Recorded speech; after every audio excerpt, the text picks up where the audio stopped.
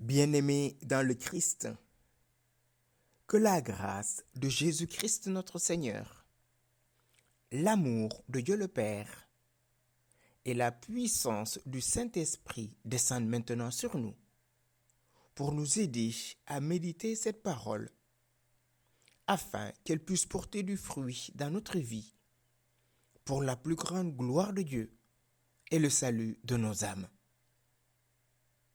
En ce dimanche de la Sainte Famille, j'aimerais méditer avec vous l'Évangile de Jésus-Christ selon saint Luc, au chapitre 2, du verset 41 au verset 52. Chaque année, les parents de Jésus allaient à Jérusalem pour la fête de la Pâque. Quand il eut 12 ans, ils firent le pèlerinage comme de coutume. Comme ils s'en retournaient à la fin de la semaine, le jeune Jésus resta à Jérusalem sans que ses parents s'en aperçoivent. Pendant qu'il était avec leurs compagnons de route, ils firent une journée de chemin avant de le chercher parmi leurs parents et connaissances. Ne le trouvant pas, ils revinrent à Jérusalem en continuant à le chercher. C'est au bout de 3 jours qu'ils le trouvèrent dans le temple, assis au milieu des docteurs de la loi. Il les écoutait et leur posait des questions. Et tous ceux qui l'entendaient s'extasiaient sur son intelligence et sur ses réponses. En le voyant, ses parents furent stupéfaits et sa mère lui dit : « Mon enfant, pourquoi nous as-tu fait cela ? Vois comme nous avons souffert en te cherchant, ton père et moi. » Il leur dit : « Comment se fait-il que vous m'ayez cherché ? Ne le saviez-vous pas ? C'est chez mon père que je dois être. » Mais ils ne comprirent pas ce qu'il leur disait. Il descendit avec eux pour rentrer à Nazareth et il leur était soumis. Sa mère gardait dans son cœur tous ces événements. Quant à Jésus, il grandissait en sagesse, en taille et en grâce sous le regard de Dieu et des hommes. Bien-aimés dans le Christ, en ce dimanche de la Sainte Famille,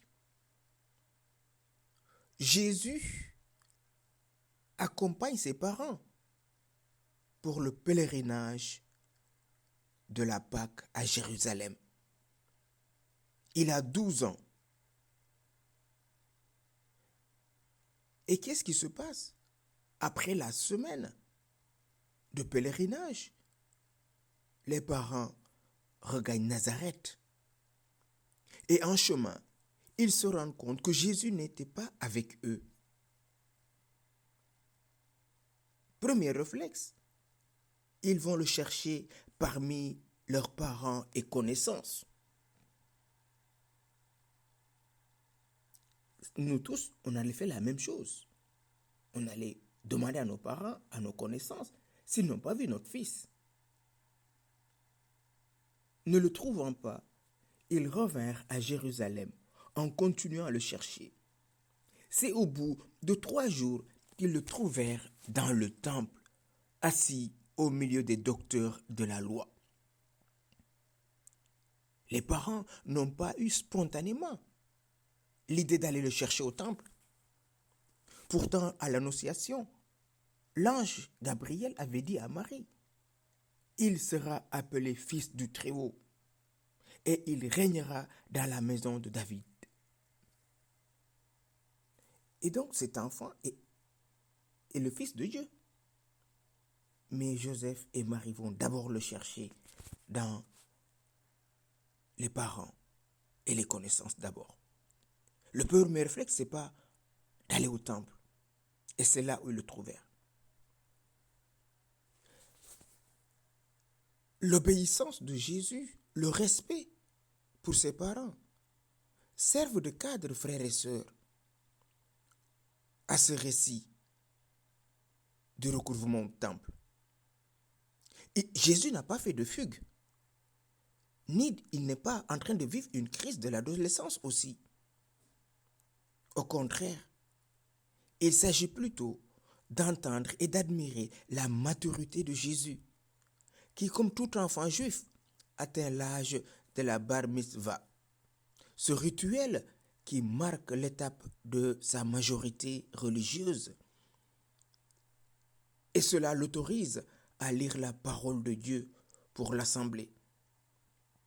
Luc présente Jésus doué d'une capacité d'écoute, d'une intelligence aiguisée qui suscite l'admiration des docteurs de la loi.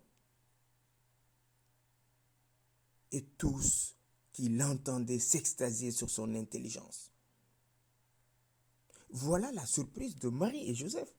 Ils trouvent leur enfant au milieu des docteurs de la loi.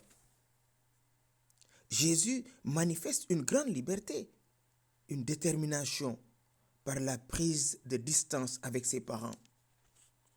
Il s'affirme comme le fils bien-aimé du Père avant d'être l'enfant de Marie et de Joseph. Jésus, né de Marie, est envoyé par le Père pour rassembler dans l'unité tous les enfants de Dieu dispersés. Mon enfant, pourquoi nous as-tu fait cela, dit Marie?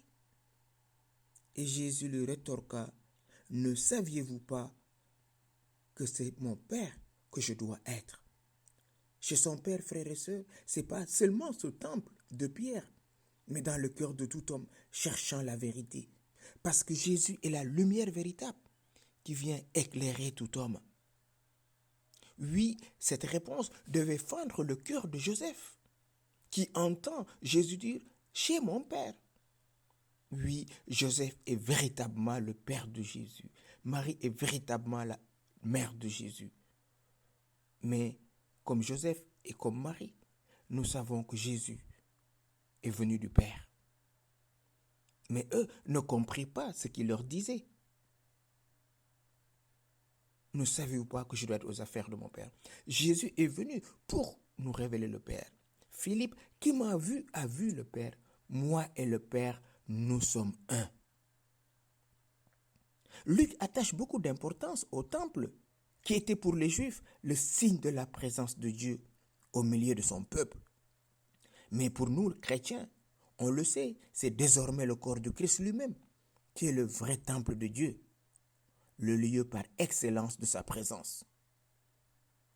Oui, certainement, Luc doit penser à la prophétie de Malachie.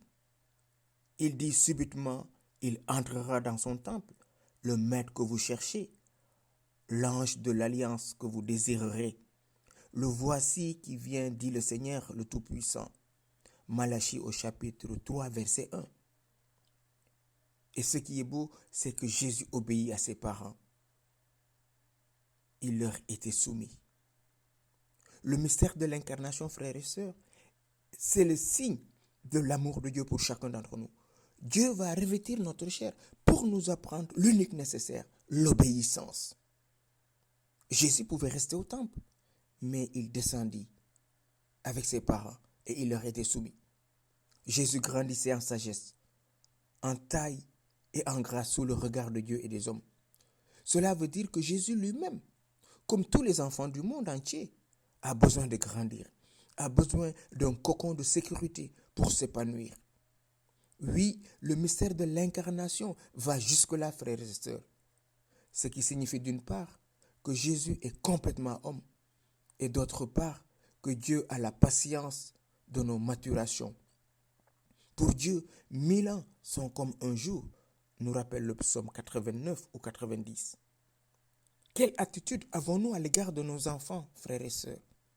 Sommes-nous des parents qui les protégeons contre les dangers de ce monde? Internet, les jeux, le libertinage? Ou sommes-nous ces parents qui laissons les enfants faire tout, l'enfant roi. Jésus n'est pas un enfant roi, pourtant il est roi. Il est couché dans une mangeoire. Il va grandir comme tous les enfants, sous le regard vigilant de Joseph et de Marie. Oui, Jésus doit être chez son Père. Et il veut que chacun d'entre nous, nous soyons chez notre Père. Cela veut dire que sa vie est au service des hommes pour les conduire vers Dieu. Le véritable temple, frères et sœurs, c'est chacun d'entre nous. Nous sommes le temple de Dieu, car l'Esprit de Dieu habite en nous.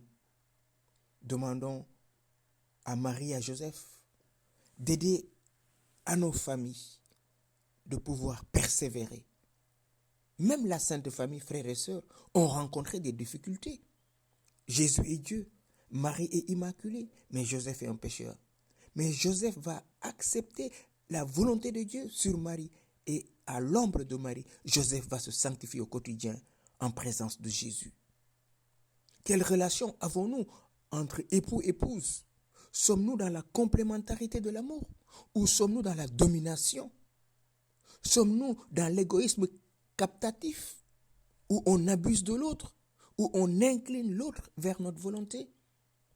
Sommes-nous ce papa lion qui terrorise ses enfants, son épouse? Sommes-nous cette mère captative qui bloque ses enfants, qui les empêche d'être épanouis?